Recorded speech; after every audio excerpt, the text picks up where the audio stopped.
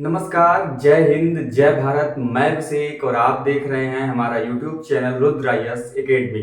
दोस्तों, एक बार फिर से आप सभी का हमारे इस YouTube चैनल पे हार्दिक स्वागत है।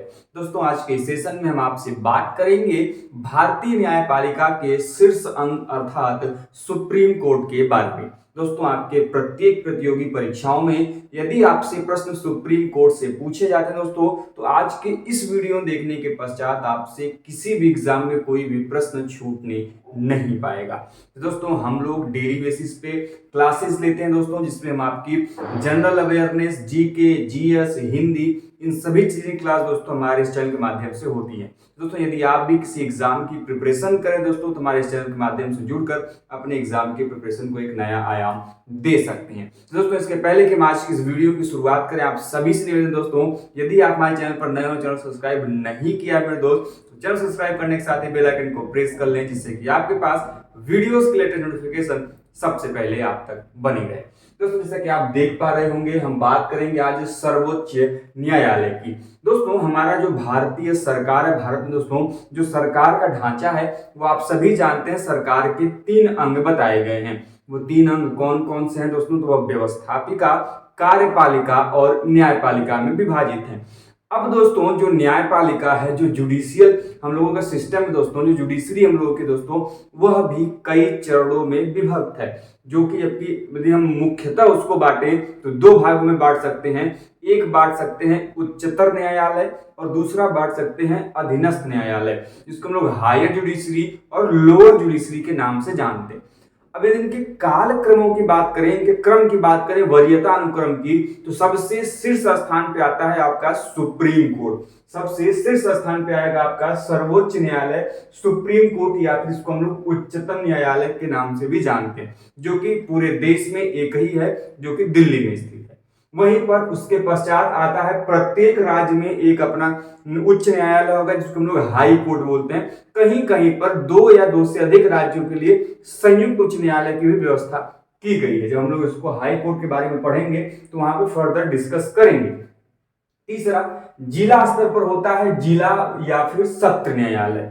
ठीक है, जिला स्तर पर जिला एवं सत्र न्यायालय, और उसी जिले में कई सारे मुंसिफ न्यायालय भी होते हैं। और ग्राम और सबसे छोटे स्तर पर होता है आपका न्याय पंचायत, या फिर इसको लोग ग्राम न्यायालय के रूप में भी जानते हैं। तो ये कुछ स्ट्रक्चर है हमारे देश में न्यायपालिका का, जो कि शीर्षस्थ पे बैठा हुआ है, सबसे एपेक्स बैठा हुआ है सर्वोच्च न्यायालय। और इस न्यायालय के फैसले के खिलाफ कोई भी आदेश पारित नहीं कर सकता, अर्थात यह अंतिम अपीलीय न्यायालय भी है। यह आपको पॉइंट ध्यान में रखना है। भारतीय न्यायपालिका में सबसे शीर्ष पर स्थित है आपका सर्वोच्च न्यायालय, सुप्रीम कोर्ट, अर्थात इससे बाहर आप कहीं भी नहीं जा सकते।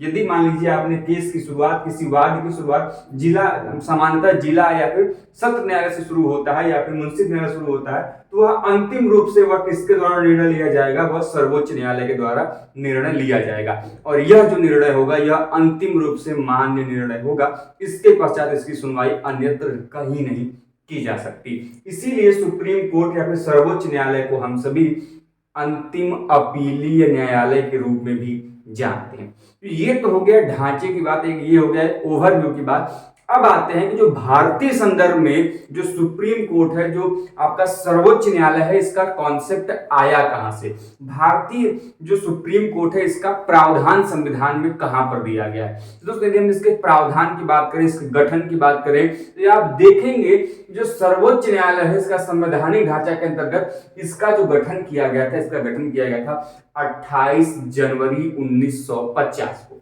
कब किया गया था? 28 जनवरी 1950 में दोस्तों ये जो आपका सर्वोच्च न्यायालय है, इसका गठन किया गया था। इसको संवैधानिक मान्यता दी गई थी। अब देखिए, क्या तब इसके पहले कोई न्यायपालिका जैसा कार्य नहीं था?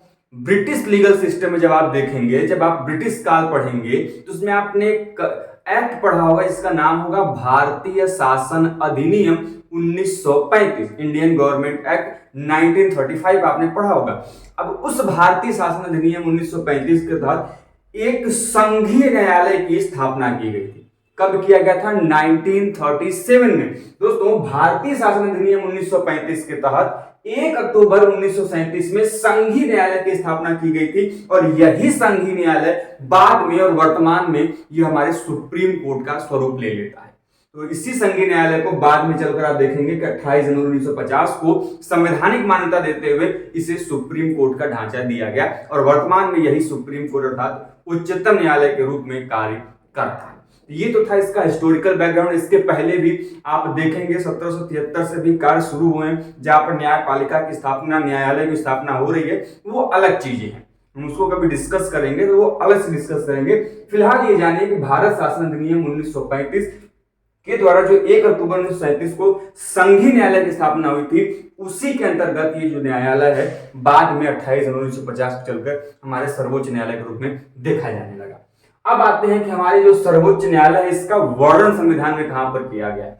तो संविधान के भाग 5 में, कहां पर? संविधान के भाग 5 में, जो कि अनुच्छेद 124 से लेकर अनुच्छेद 147 के बीच में डिस्क्राइब है। तो जो आपका सुप्रीम कोर्ट है, it is described under the article 124 to 147। ठीक है, ध्यान रखिएगा, इंपॉर्टेंट है, दोनों क्वेश्चन आपके लिए इंपॉर्टेंट है। पार्ट भी पूछा जाता है, भाग भी पूछा जाता है। तो संविधान के भाग 5 में वहीं पर यदि अनुच्छेद या फिर आर्टिकल पूछे 124 टू 147। अब ये भैया तो हो गया। जैसा कि आप सभी जानते हैं, पूरे हमारे देश में सुप्रीम कोर्ट की संख्या कितनी है भैया? एक मात्र होता है, जो कि पूरे देश में एक ही है। ठीक है, दिल्ली में स्थित है। अब कि इसका जो संवैधानिक ढांचा है, तो न्यायालय को कार्य करने के लिए उसमें न्यायाधीश चाहिए। तो कितने न्यायाधीश थे? दो चीजें प्रश्न बनती हैं। एक कि जब हमारा सुप्रीम कोर्ट को मान्यता दी गई 28 जनवरी 1950 को, तो उस समय मूल रूप से इस संवैधानिक ढांचा के अंतर्गत सर्वोच्च न्यायालय में न्यायाधीशों की संख्या कितनी थी। दूसरी पूछी जाती है कि भैया वर्तमान में कितनी संख्या है। दोनों इंपॉर्टेंट है। यदि इन द केस आपके एग्जाम में पूछा जाए कि मूल रूप से संख्या कितनी थी, तो ध्यान रखना है मूल रूप से संख्या थी 8। अब 8 ऐसे ही नहीं थी, 8 को 2 भागों में बांटी। सदैव किसी भी कोर्ट में, ध्यान रखिएगा, जब भी आप न्यायालय पढ़ेंगे तो न्यायालय में एक चीज एकदम खूंटे बांध के याद कर लीजिए भैया। क्या याद करना है? कि न्यायालय में 2 प्रकार के जज आपको मिलेंगे। एक जो कि सभी जजों के हेड होंगे, जिसको हम लोग चीफ जस्टिस बोलते हैं, मुख्य न्यायाधीश बोलते हैं, और बाकी वो अन्य न्यायाधीश होते हैं। ठीक उसी प्रकार जो हमने 8 आपको बताए, इस 8 में 7 अन्य न्यायाधीश हैं और एक मुख्य न्यायाधीश है। मुख्य न्यायाधीश को वर्तमान में हम लोग क्या बोलते हैं? जो हमारे देश का मुख्य न्यायाधीश होता है उसको हम लोग शॉर्ट फॉर्म में सीजेआई बोलते हैं। सीजेआई का मतलब chief justice of India, Bharat का मुख्य न्यायाधीश, शॉर्ट फॉर्म में इसको सीजेआई बोलते हैं। तो जब अब हमारा संवैधानिक ढांचा सर्वोच्च न्यायालय में बनकर तैयार हुआ, तो उस समय उसमें न्यायाधीशों की संख्या कितनी स्थापित की गई थी भैया? यह किया गया था 8, और इस 8 में से एक मुख्य न्यायाधीश थे और उनके साथ 7 अन्य न्यायाधीश थे। और वर्तमान में कितने हैं? तो वर्तमान में है आपके 34 अर्थात 34 न्यायाधीश हैं वर्तमान में सर्वोच्च न्यायालय में। उन 34 में से एक मुख्य न्यायाधीश है, एक सीजेआई है, जो कि डी वाई चंद्रचूड़ है, जो कि हाल ही में भारत के 50वें सीजेआई बने हैं, और उनके साथ में 33 अन्य न्यायाधीश भी हैं। अब एक प्रश्न आपके दिमाग में उठना चाहिए इन चीजों को पढ़ने के पश्चात, वो क्या होना चाहिए कि भैया कि एक 8 तो मिनिमम बताया गया कि 8 मिनिमम थे, ठीक है। अब हमको ये बताइए कि अधिकतम कितने जज हो सकते हैं? सर्वोच्च न्यायालय में अधिकतम कितने न्यायाधीश हो सकते हैं? तो जो सर्वोच्च न्यायालय का प्रावधान है उसके अनुसार जो अधिकतम न्यायाधीश हो सकते हैं उनकी संख्या कितनी बताएगी? वर्तमान में 35 बताएगी। कितने? 35, जिसको बाद में संविधान संशोधन के द्वारा बदला भी जा सकता है। ठीक है, इस चीज को ध्यान में रखेंगे। अब अगला प्रश्न निकल के आता है कि जो सर्वोच्च न्यायालय के न्यायाधीश होंगे, उस न्यायाधीश के बनने की योग्यता क्या होगी, क्या कुछ आधार होगा? तो भैया बड़ा सिंपल सा है। पहली बात तो भारत का नागरिक हो। ऐसा तो है नहीं कि पाकिस्तान में व्यक्ति आके भारत के सर्वोच्च न्यायालय का मुख्य न्यायाधीश या फिर न्यायाधीश बन जाएगा, नहीं। तो सिंपल सा कॉन्सेप्ट ये कि भारत का कोई व्यक्ति जो हो, जो पागल या फिर दिवालिया न हो, अच्छे व्यक्ति हो, वह भारत का नागरिक हो, वह भारत का सर्वोच्च न्यायालय का न्यायाधीश बन सकता है। साथ में ध्यान रखिएगा, साथ में वह एक या फिर एक से अधिक किसी उच्च न्यायालय में अर्थात हाई कोर्ट में 5 वर्ष न्यायाधीश रहा हो। अब ये जो टाइम फ्रेम है आपको बहुत इंपॉर्टेंट है, ध्यान रखिएगा। जब बात करें न्यायाधीश के रूप में प्रैक्टिस करने की तो वहां पर टाइम दिया गया है 5 वर्ष। किसी भी एक या फिर एक से अधिक हाई कोर्ट अर्थात उच्च न्यायालय में वह व्यक्ति जो कि न्यायाधीश बनने के लिए आवेदन कर रहा है सुप्रीम कोर्ट में, वह संबंधित हाई कोर्ट में 5 वर्ष, मिनिमम 5 वर्ष एज अ क्या न्यायाधीश अर्थात जज के रूप में कार्य कर चुका है। कहां पर? हाई कोर्ट में। दूसरा यहां पर दिया गया है आपके लिए जो एलिजिबिलिटी कि कोई वह व्यक्ति जो उम्मीदवार है वह एक या फिर एक से अधिक उच्च न्यायालय में अर्थात हाई कोर्ट में 10 वर्ष अधिवक्ता रहा हो। जब न्यायाधीश की बात कर रहा था कि वो एज ए प्रैक्टिस करे जज, तो वहां पे 5 वर्ष दिया गया था। जब वो अधिवक्ता की बात कर रहा है, एज ए एडवोकेट की बात कर रहा है, तो एडवोकेट के जो दिया गया है समय सीमा वह दिया गया है 10 वर्ष। तो ऐसा कोई व्यक्ति जो किसी हाई कोर्ट में 10 वर्ष तक किसी एक या फिर एक से अधिक हाई कोर्ट में प्रैक्टिस कर चुका हो, ऐसे व्यक्ति भी सुप्रीम कोर्ट के न्यायाधीश बनने के लिए क्या है? योग्य है, यह उनकी योग्यता। ठीक है, इस चीज को आपको ध्यान में रखना है। अब आता है प्रश्न आपसे एग्जाम में कि भैया सुप्रीम कोर्ट के जो मुख्य न्यायाधीश या फिर अन्य न्यायाधीश होते हैं उनका कार्यकाल क्या होता है? तो कार्यकाल बड़ा सिंपल सा है कि जब उनकी नियुक्ति होगी तो वह 65 वर्ष की आयु तक, उनकी जो उम्र होगी, आयु होगी, वह 65 वर्ष की उम्र तक वह क्या कर सकते हैं? अपने पद पर बने रह सकते हैं। आपके मन में प्रश्न उठेगा कि ठीक है 65 वर्ष तक बने रह सकते हैं, तो ऐसा भैया देश का सबसे पहला व्यक्ति कौन था जो कि सुप्रीम कोर्ट का न्यायाधीश बना? तो 2 प्रकार के प्रश्न। पहला तो पुरुष जो कि सिंपल है, न्यायाधीश कौन बना, और दूसरा यदि पूछा कि प्रथम महिला न्यायाधीश कौन था, तब काम गड़बड़ हो जाएगा। यदि प्रश्न सिंपल सा पूछे कि सर्वोच्च न्यायालय के प्रथम मुख्य न्यायाधीश का नाम बताइए भैया, तो आपको ध्यान रखना है उस कंडीशन में आप बोलेंगे हीरा लाल जे कानिया। एच जे कानिया भी सिंपल उनको बोला जाता है, एच जे कानिया, जिनका पूरा नाम होता है हीरा लाल जे कानिया। वहीं पर यदि प्रश्न में थोड़ा सा ट्विस्ट कर दे और महिला शब्द जोड़ दे तो तुरंत ध्यान रखना है आपका उत्तर बदल जाएगा, वह हो जाएगा फातिमा बी।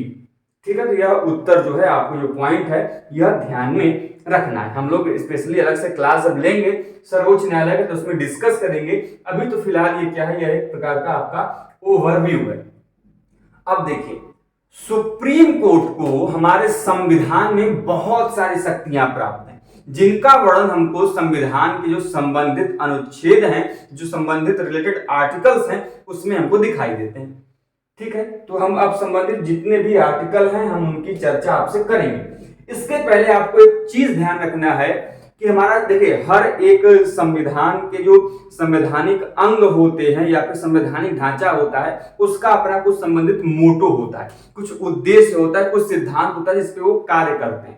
वैसे ही सुप्रीम कोर्ट का जो सिद्धांत जिसमें वो कार्य करता है वह सिद्धांत, वो लाइन आपको ध्यान रखना है। कई बार एग्जाम ये फैक्ट पूछ ले जाते हैं। तो सुप्रीम कोर्ट जो है यतो धर्मस्ततो जयः, जो इसका है वो कोटेशन उस पर क्या करता है, वर्क करता है, उसका डॉक्ट्रिन है। ठीक है, तो वह जो लाइन है वो आपको ध्यान रखना है, संस्कृत का लाइन है यतो धर्मस्ततो जयः। ठीक है, इस चीज को आप ध्यान में रखेंगे। अब आते हैं कि सुप्रीम कोर्ट अर्थात सर्वोच्च न्यायालय से संबंधित कौन कौन से ऐसे आर्टिकल हैं जो आपको ध्यान में रखने चाहिए। तो सबसे पहले हम बात करते हैं आर्टिकल 124 अर्थात अनुच्छेद 124 की। अनुच्छेद 124 क्या कहता है मेरे भाई? अनुच्छेद 124 कहता है कि सुप्रीम कोर्ट का गठन या फिर स्थापना कैसे होगा। भैया सर्वोच्च न्यायालय के गठन या फिर स्थापना की बात जो है यह हमारे अनुच्छेद 124 में कही गई। वहीं पर यदि हम बात करें अनुच्छेद 124 के क्लॉज 2 की, तो यह कहता है कि न्यायाधीशों की नियुक्ति का प्रावधान। पहले में यह था कि सुप्रीम कोर्ट के गठन का प्रावधान, दूसरा जो सब क्लॉज 2 है उसका वो कह रहा है कि जो सुप्रीम कोर्ट के न्यायाधीश हैं, जो जज हैं, उनकी नियुक्ति कैसे होगी, इसका प्रावधान अनुच्छेद 124 के क्लॉज 2 में किया गया। वहीं पर बात करें अनुच्छेद 124 के क्लॉज 4 की, तो यह कहता है कि न्यायाधीशों को पद से कैसे हटाया जाएगा। नियुक्ति का प्रावधान 124 के क्लॉज 2 में है। 124 का क्लॉज 2 है, यह किसकी बात करता है? नियुक्ति की बात करता है प्रभु। ठीक है, लेकिन जैसे ही हम आगे थोड़ा सा बढ़ेंगे 124(4) में, तो नियुक्ति के बजाय किसकी बात कर रहा है? हटाने की। दोनों सिमिलर है, ध्यान रखेंगे, कंटिन्यूअस है, याद हो जाएगा आपको आराम से। 124(2) में न्यायाधीशों की नियुक्ति है, 124(4) में न्यायाधीशों को पद से हटाने की बात कही गई है। ध्यान रखिएगा, सुप्रीम कोर्ट के न्यायाधीशों को जो हटाया जाता है वह प्रक्रिया राष्ट्रपति को हटाने के समान है। जिस प्रकार राष्ट्रपति को उसके पद से हटाया जाता है, ठीक उसी प्रकार सुप्रीम कोर्ट के न्यायाधीशों को भी उनके पद से हटाया जाता है। इसीलिए कई सारे ऐसे आपको बुक्स मिल जाएंगे सामान्य तौर पे जिसमें सुप्रीम कोर्ट के न्यायाधीशों को हटाने के लिए शब्द प्रयोग किया जाता है महाभियोग, जो कि पूर्ण रूप से गलत है। आपसे एग्जाम में प्रश्न पूछ लिया जाता है और कई बार आप लोग गलती कर देते हैं। ध्यान रखिएगा, पूरे संविधान में, पूरे भारतीय संविधान में जो महाभियोग शब्द प्रयोग किया गया है हटाने के लिए, यह केवल और केवल राष्ट्रपति को हटाने के लिए किया गया है। लेकिन फिर कहा क्यों जाता है भाई सुप्रीम कोर्ट के लिए? तो इसके पीछे कारण यह है कि जिस प्रकार से हम राष्ट्रपति को पद से हटाते हैं, वही प्रकार बिल्कुल सिमिलर आपके सुप्रीम कोर्ट के न्यायाधीश को भी हटाने में। तो समानता होने की वजह से ही बस हम महाभियोग शब्द का प्रयोग कर देते हैं। लेकिन ध्यान रहे, महाभियोग शब्द का प्रयोग केवल और केवल राष्ट्रपति को पद से हटाने के लिए किया जाता है। यह जो पॉइंट है आप ध्यान में रखेंगे। आगे बढ़ते हैं भैया, आगे क्या बढ़ेंगे कि तो हो गया पद से हटाना, ठीक है, उनकी नियुक्ति हो गई या फिर पद से हट गए। तो आगे आते हैं अनुच्छेद 124 के क्लॉज 6 में। वो बात करता है कि जो भी न्यायाधीश नियुक्त होंगे तो भैया उनको अपने पद की क्या करनी पड़ेगी? शपथ लेनी पड़ेगी। क्या करनी पड़ेगी? शपथ लेनी पड़ेगी। तो उन न्यायाधीशों के शपथ या फिर प्रतिज्ञान का जो प्रावधान है, यह हमको अनुच्छेद 124 का जो क्लॉज 6 है वहां पर देखने को मिलता है।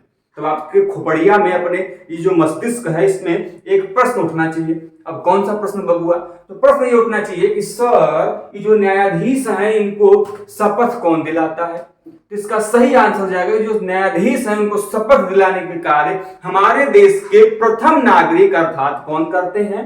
राष्ट्रपति करते हैं। भारत के राष्ट्रपति के द्वारा सुप्रीम कोर्ट के जो मुख्य न्यायाधीश हैं उनको क्या किया जाता है? शपथ दिलाया जाता है। तो इस चीज को आप ध्यान में रखेंगे। वहीं पर बात करें अनुच्छेद 125 की, तो भैया ये कहते हैं कि अनुच्छेद 125 जो है यह न्यायाधीशों के वेतन की बात करते हैं। किसकी बात करते हैं? वेतन की। यदि हम वेतन की बात करें तो मुख्य न्यायाधीश का वर्तमान वेतन कितना है? 2,80,000। कितना है? 2,80,000। अब आप हमें कमेंट बॉक्स के माध्यम से बताइए, मैंने तो मुख्य न्यायाधीश का वेतन बताया है, आप हमें बताइए कि अन्य न्यायाधीश का वेतन कितना है? सुप्रीम कोर्ट ने हमें अभी बताया आपसे कि 33 + 1 का कॉन्सेप्ट है। इसमें एक मुख्य न्यायाधीश है, 33 अन्य है, एक का हमने बता दिया 2,80,000। अब आप बताइए कि जो अन्य 33 हैं इनका सैलरी या फिर वेतन कितना है वर्तमान में, जिसका वर्णन कहां पे किया गया भैया? इसका वर्णन किया गया है अनुच्छेद 125 में। अनुच्छेद 126 की तरफ चलते हैं तो अनुच्छेद 126 कहता है हुआ कि कार्यकारी सीजेआई की नियुक्ति, मान लीजिए इन द केस मुख्य न्यायाधीश नहीं है, अनुपस्थित हैं, और हमको किसी कार्यकारी कुछ समय के लिए टेम्पोररी बेसिस पे सीजीआई को नियुक्त करना है, तो हम किस अनुच्छेद के तहत करेंगे? इसका प्रावधान कहां पर है? तो दोस्तों इसका प्रावधान दिया गया है अनुच्छेद 126 में। अनुच्छेद 126 यह पावर प्रदान करता है कि किसी भी व्यक्ति को जो कि एलिजिबल हो, योग्य हो, उसको कार्यकारी सीजेआई के रूप में, कार्यकारी चीफ जस्टिस ऑफ इंडिया के मुख्य न्यायाधीश के रूप में नियुक्त किया जा सकता है, जिसका प्रावधान अनुच्छेद 126 में दिया। आगे बढ़ते भैया अगले अनुच्छेद तरफ। अगला अनुच्छेद क्या भैया? अगला अनुच्छेद है अनुच्छेद 137, जो कि बहुत इंपॉर्टेंट है। कहता क्या है? यह बात करता है जुडिशियल रिव्यू की, जो कि one of the most important article है आपके एग्जाम के लिए। क्या कहता है भैया? कहता है कि यह सुप्रीम कोर्ट की जो जुडिशियल रिव्यू की शक्ति है, जो पुनर्विलोकन की शक्ति है, यह उसके बारे में बात करता है। तो सुप्रीम कोर्ट के पास जो पुनर्विलोकन की शक्ति है, यह किस अनुच्छेद पर उसको प्राप्त होती है? तो अनुच्छेद 137 के तहत। तो आपके खोपड़िया में प्रश्न उठना चाहिए, क्या भैया तो पुनर्विलोकन है क्या? किस बला का नाम है? तो जुडिशियल रिव्यू का मतलब ये होता है, देखिए इसमें शब्द है, आप उसको पढ़ेंगे तो खुद ही, पुनर्विलोकन। विलोकन का मतलब फिर से जांच करना, फिर से उस चीज पे विचार करना। पुनर् का मतलब पुनः, एक बार फिर से। तो जो भी सुप्रीम कोर्ट ने मान लीजिए अपने किसी केस को लेकर, किसी वाद को लेकर निर्णय दिया हो और उसे किसी एक मौके पे लगे कि इस पर हमें पुनः विचार करना चाहिए, पुनः उसमें बदलाव करना चाहिए, फिर सुधार करना चाहिए या फिर पुनः इसे देखना चाहिए, तो इसी प्रक्रिया को पुनर्विलोकन कहते हैं, जुडिशियल रिव्यू कहते हैं, जिसका प्रावधान सुप्रीम कोर्ट के लिए आर्टिकल 137 में दिया गया। ठीक है, आगे बढ़ते हैं। आर्टिकल 139 के क्लॉज ए में अनुच्छेद 139 के जो उपधारा क है उसमें हमको दिखाई थे, क्या दिखाई थे भैया, कि सुप्रीम कोर्ट को मामले के अंतरण की शक्ति होगी। मतलब क्या है इसका? मतलब यह है कि सुप्रीम कोर्ट किसी मामले को एक स्थान से दूसरे स्थान पर क्या कर सकता है, ट्रांसफर कर सकता है। कोई एक वाद किसी निश्चित न्यायालय में चल रहा है तो वह चाहे तो किसी एक मामले को दूसरे न्यायालय में स्थानांतरित कर सकता है, उसका अंतरण कर सकता है। इसकी जो शक्ति सुप्रीम कोर्ट को प्राप्त है वह कहां पर प्राप्त है?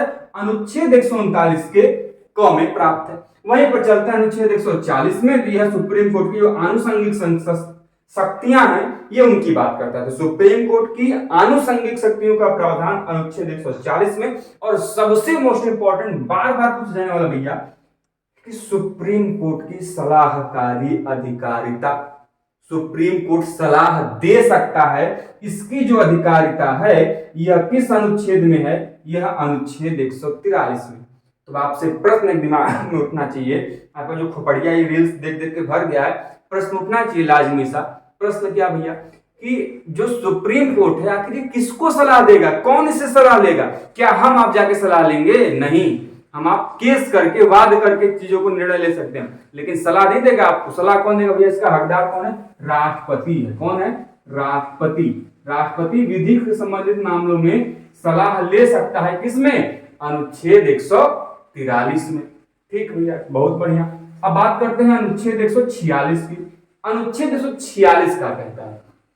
अनुच्छेद 146 कहता है कि सुप्रीम कोर्ट क्या है, अपने यहाँ पर अधिकारियों एवं सेवकों की नियुक्ति कर सकता है, जिसका प्रावधान अनुच्छेद 146 में दिया गया। तो सुप्रीम कोर्ट के पास ये अधिकार है, सुप्रीम कोर्ट के पास ये शक्ति है कि भैया वो अपने अधिकारियों या फिर सेवकों को क्या कर सकता है? नियुक्ति कर सकता है, जिसके लिए उसको जो शक्ति दी गई है वो अनुच्छेद 146 के अंतर्गत प्रदान की गई है। और सबसे इंपॉर्टेंट अनुच्छेद 129, जो कि कई बार एग्जाम में पूछा गया बबुआ, ध्यान में रखेंगे।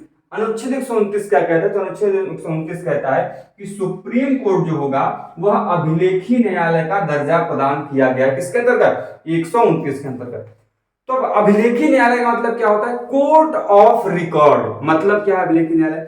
मतलब ये भैया कि सुप्रीम कोर्ट यदि किसी वाद में, किसी केस में, यदि मामले में यदि वह क्या करता है, निर्णय सुनाता है, तो उस वाद को, उसके केस को एज अ रिकॉर्ड स्टोर किया जाएगा। क्यों?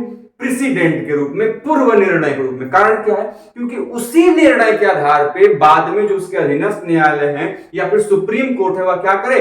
अन्य मामलों का विचार कर सके। तो पहली चीज तो ये हो गया। और दूसरा अभिलेखी न्यायालय का कार्य होता है कि जो भी न्यायालय अभिलेखी न्यायालय होते हैं वह अपनी अवमानना के लिए कोर्ट ऑफ कंटेम्प्ट, जिसको हम लोग बोलते हैं, कंटेम्प्ट ऑफ कोर्ट जिसको हम लोग बोलते हैं, कि न्यायालय की अवमानना के लिए क्या कर सकते हैं? दंड दे सकते हैं। तो भारत में जो उच्चतर न्यायालय है, मैं उच्चतम नहीं बोल रहा, उच्चतम बोलता तो केवल सुप्रीम कोर्ट हो जाता। देखिए वर्ड हर समय ध्यान रखिएगा, जब भी आप किसी एग्जाम की प्रिपरेशन कर रहे हो तो आपको वर्ड का एकदम ध्यान रखना है। मैं प्रश्न में जो है वो किस शब्द का प्रयोग कर रहा हूं? उच्चतर बात कर रहा हूं। उच्चतर का मतलब होता है हायर। क्या होता है? हायर। जबकि यहाँ पे उच्चतम शब्द है, ठीक है, दोनों में अंतर है। यहाँ पर उच्चतम का मतलब होता है सर्वोच्च न्यायालय, सुप्रीम कोर्ट से, लेकिन यहाँ पे मैं शब्द यूज कर रहा हूं उच्चतर।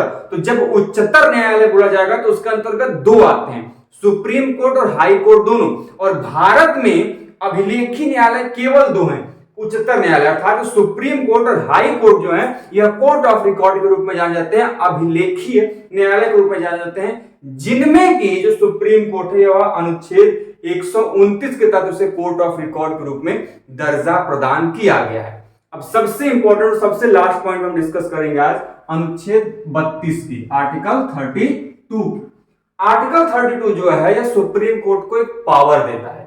क्या देता है भैया? कि मौलिक अधिकारों के उल्लंघन के संदर्भ में, in the case of violation of fundamental rights, you can directly move on the supreme court. मान लीजिए कि भैया हमारा आपका संविधान में मूल अधिकार दिया गया है, वर्तमान में आपके 6 मूल अधिकार है और इस 6 मूल अधिकार में यदि कोई आपके मूल अधिकार का उल्लंघन करता है, वायलेशन करता है, इन्फ्रिंज होता है यदि आपका violation fundamental rights, in that condition, उस परिस्थिति में आप क्या कर सकते हैं, सीधे सुप्रीम कोर्ट जा सकते हैं। यदि सामान्य तौर पे जाना होगा तो मैंने आपको ये रास्ता बताया कि यहां से ऊपर जाएंगे, यहां से फिर यहां से यहां, फिर यहां जाएंगे।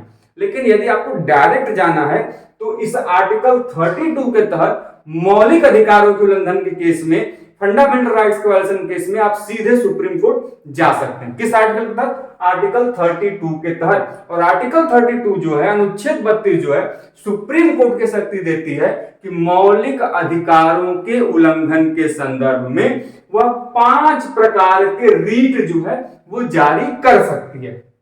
हम जो 5 प्रकार के रीट हैं उसकी चर्चा कर चुके हैं प्रीवियस वीडियो लेक्चर सीरीज में। आप चाहें तो कम उसमें जो वीडियो की प्लेलिस्ट है उसमें जाके देख सकते हैं। तो 5 प्रकार के रीट जारी कर सकता है कौन? आपका सुप्रीम कोर्ट। किस आर्टिकल के तहत? आर्टिकल 32 के तहत। ध्यान रखिएगा, रीट जारी करने का अधिकार केवल और केवल 2 न्यायालयों के पास है। एक सुप्रीम कोर्ट के पास है जो कि मैंने अभी डिस्कस किया आर्टिकल 32 में, और दूसरा है आपका हाई कोर्ट के पास जो कि अनुच्छेद 226 के तहत करता है। जब हम लोग हाई कोर्ट डिस्कस करेंगे तो बताएंगे।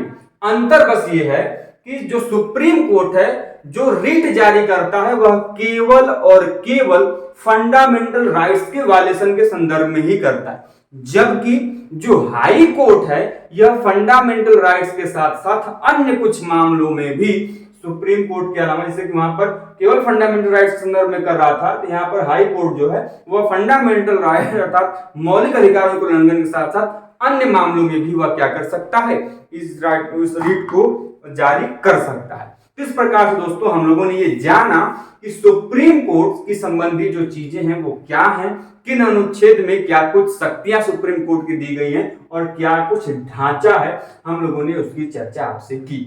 तो उम्मीद करते हैं दोस्तों कि जो वीडियो है छोटी सी, ये आपके लिए इंपॉर्टेंट रही होगी, आपके एग्जाम के लिए बहुत इंपॉर्टेंट रही होगी। दोस्तों यदि आपके वीडियो से थोड़ी सी भी हेल्प मिली दोस्तों तो हमारे इस चैनल को सब्सक्राइब करें ही, साथ दोस्तों हमारे जो CUET दोस्तों जो दूसरा चैनल है उसको भी जरूर सब्सक्राइब करें, और दोस्तों हमें फेसबुक पेज और इंस्टाग्राम पेज पे हेलो जरूर बोलें। मिलते हैं दोस्तों इस प्रकार की वीडियोज और इन्फॉर्मेशन के साथ नेक्स्ट वीडियो में। तब तक के दोस्तों स्वस्थ रहें, मस्त रहें, हंसते खेलते रहें। जय हिंद, जय भारत, हर हर महादेव।